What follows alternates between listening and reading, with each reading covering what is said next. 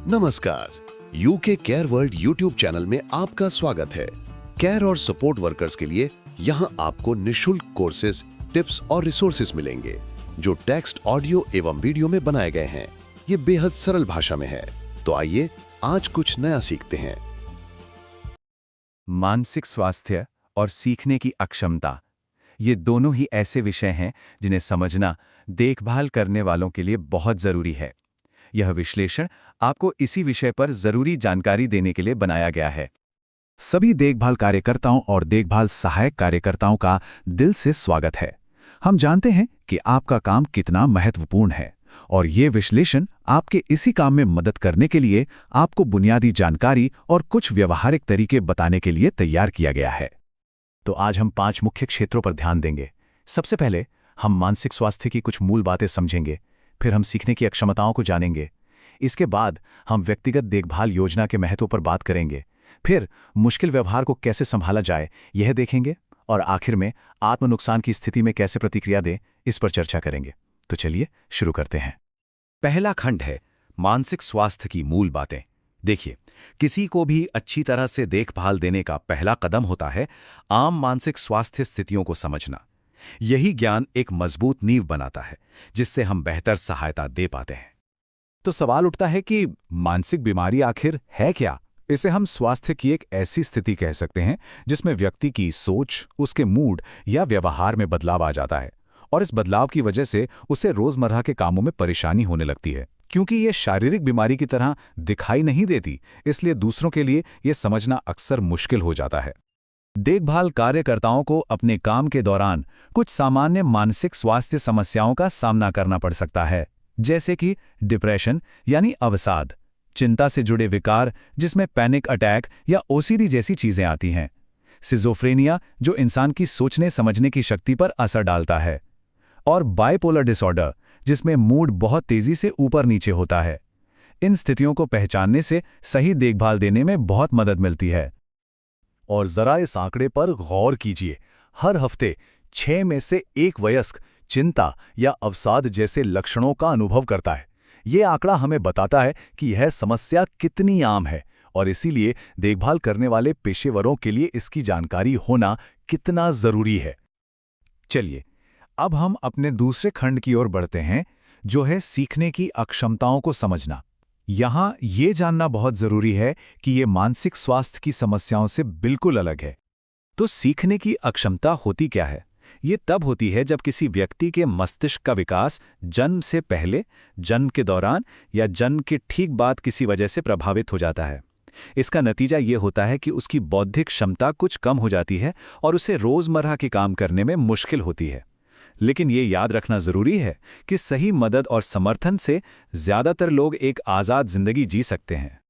सीखने की अक्षमताओं को उनकी गंभीरता के आधार पर कुछ श्रेणियों में बांटा जाता है, जैसे कि हल्का, मध्यम, गंभीर और गहन। पर यह ध्यान रखना बहुत जरूरी है कि हर व्यक्ति अपने आप में अलग होता है, इसलिए अक्षमता का स्तर और उसे किस तरह के सहारे की जरूरत है, यह हर किसी के लिए अलग अलग होता है। विकलांगता को देखने का एक बहुत ही महत्वपूर्ण नजरिया है जिसे सामाजिक मॉडल कहते हैं।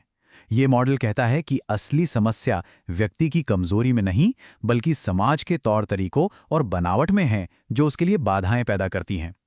एक देखभालकर्ता के तौर पर हमारा लक्ष्य होना चाहिए कि हम उन बाधाओं को दूर करने में मदद करें।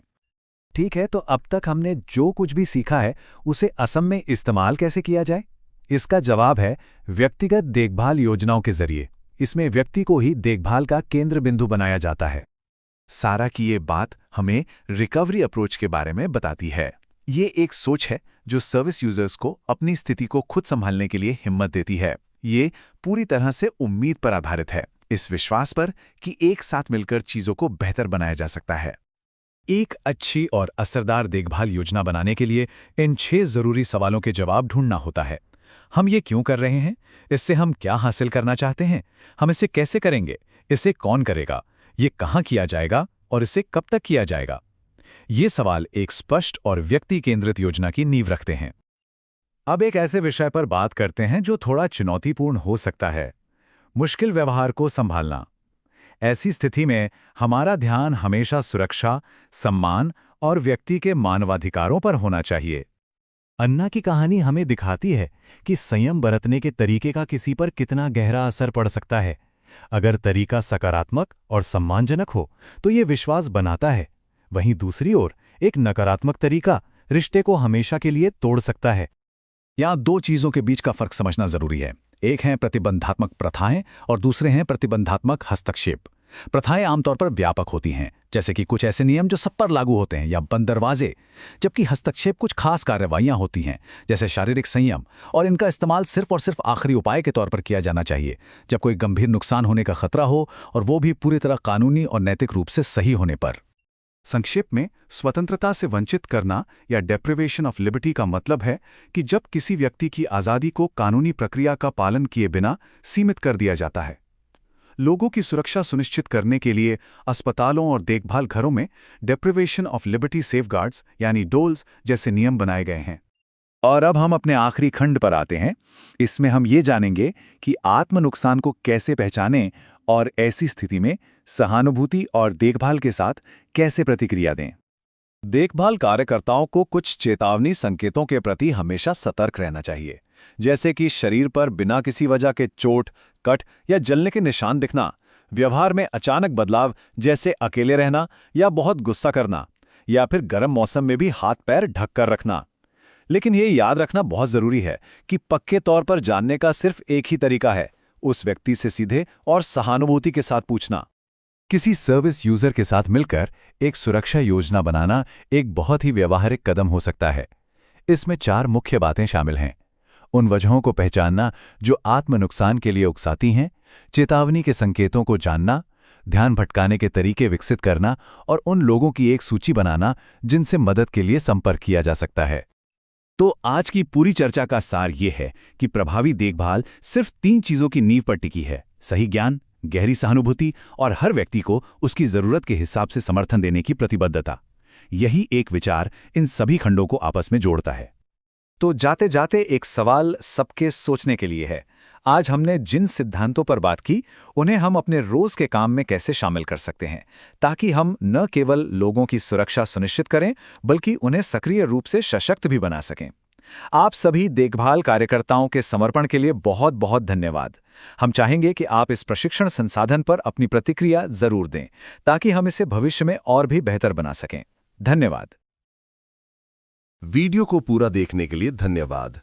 अगर ये वीडियो आपके लिए मददगार रहा हो तो कृपया चैनल को लाइक, शेयर और सब्सक्राइब करें। हर बार कुछ नया सीखिए। अगले वीडियो में फिर मिलेंगे।